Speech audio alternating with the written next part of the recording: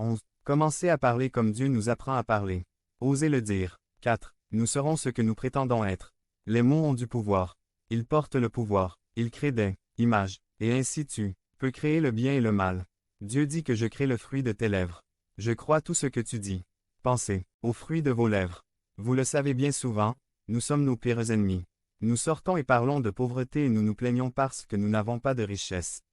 Nous confessons constamment notre maladie et nous nous demandons pourquoi nous ne sommes pas en bonne santé.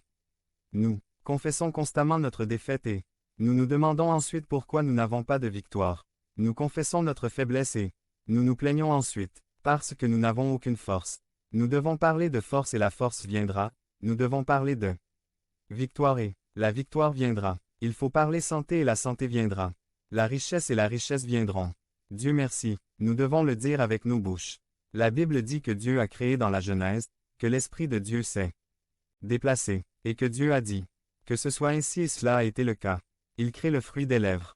Nous créons le monde qui nous entoure, par les mots que nous prononçons. Mais nous ne pouvons pas choisir n'importe quel mot. Nous devons dire avec notre bouche les paroles que Dieu a prononcées. C'est ce que je veux souligner. Trouvez ce que Dieu dit et dites ce que Dieu dit. Savez-vous ce que signifie le mot avouer? La plupart de ceux qui viennent ici le savent. Avouer signifie dire la même chose. Avouer signifie dire la même chose. Avouer qu'il y a un autre sens. C'est être d'accord avec. Si vous voulez confesser la parole de Dieu, soyez d'accord avec ce que Dieu dit. Vous n'avez pas besoin de le ressentir, ni de regarder, de dire et d'être d'accord avec ce que Dieu dit. La Bible dit, car, comme la pluie et la neige descendent du ciel et ne reviennent pas avant d'avoir rassasié la terre, de la faire germer, de produire et de donner de la semence au semeur et du pain à celui qui mange, ainsi ma parole sera telle que sort de ma bouche.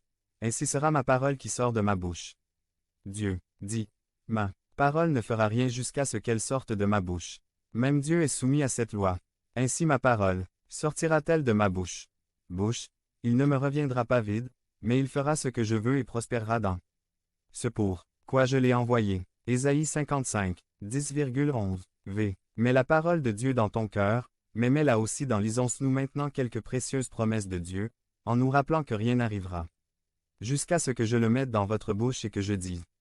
C'est vrai, je le déclare de mes lèvres. Romains 10, 19 Colossiens 1, 12 et 13. Galates 3, 13. Là la Bible dit que je dois changer mes paroles si je veux changer mon monde. Et vous le pouvez. Ne vous apitoyez pas sur votre sort et commencez à bien dire, tout cela m'arrive, et ça. Non. Prenez la parole de Dieu et dites ce que Dieu dit.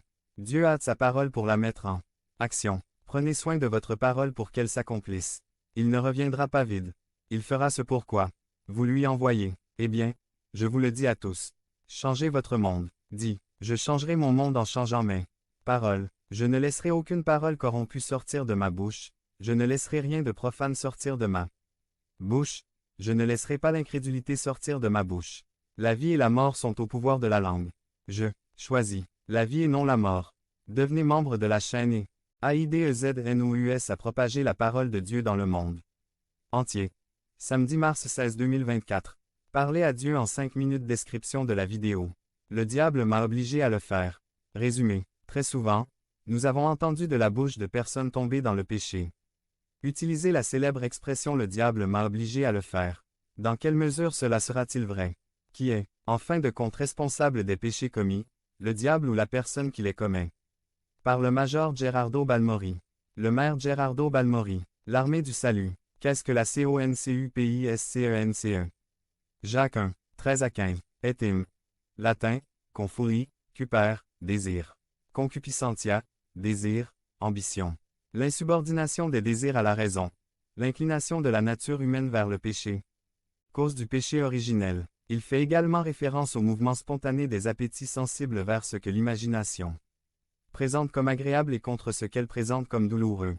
La concupiscence inclut également les désirs désordonnés de la volonté, tels que l'orgueil, l'ambition et l'envie.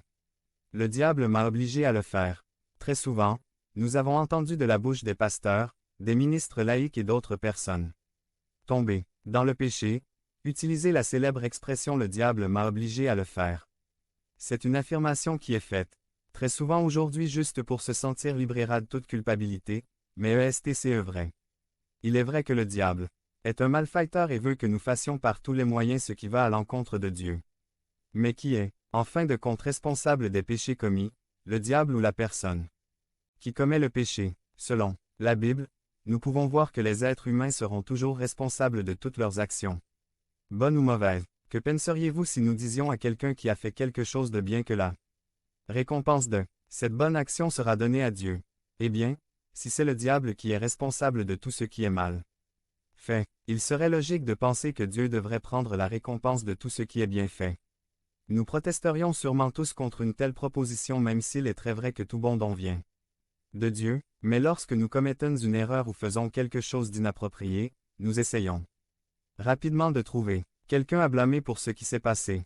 Nous accusons quelqu'un qui est proche ou qui est directement ou indirectement lié à ce qui s'est passé. Si l'offense est très claire et que nous savons que nous sommes les seuls responsables de ce qui a été commis, alors nous pouvons facilement dire « Le diable m'a poussé à le faire et ainsi nous débarrasser de tout blâme ». Selon la lecture de Jacques 1, 13 à 15, nous pouvons comprendre la manière dont le péché se développe, jusqu'à ce qu'il se produise dans la vie d'un être humain. On pourrait alors dire que le péché est un processus qui commence par une simple mauvaise pensée que la Bible appelle tentation. La tentation signifie tester ou solliciter le mal. Être tenté ne constitue pas un péché, céder à la tentation constitue un péché. Le diable ou Satan peut, d'une manière ou d'une autre, créer une situation propice à la tentation, mais il ne pourra jamais obliger quelqu'un à faire quelque chose qu'il ne veut pas faire. Le processus du péché. Devenez membre de la chaîne et aidez-nous à propager la parole de Dieu à travers le monde. Point. Samedi 16 mars 2024. Si vous croyez en la puissance de Dieu, commentaire 11. 11. Si nous sommes croyants, le diable n'a aucun pouvoir sur nos vies. Eh bien, nous ne lui appartenons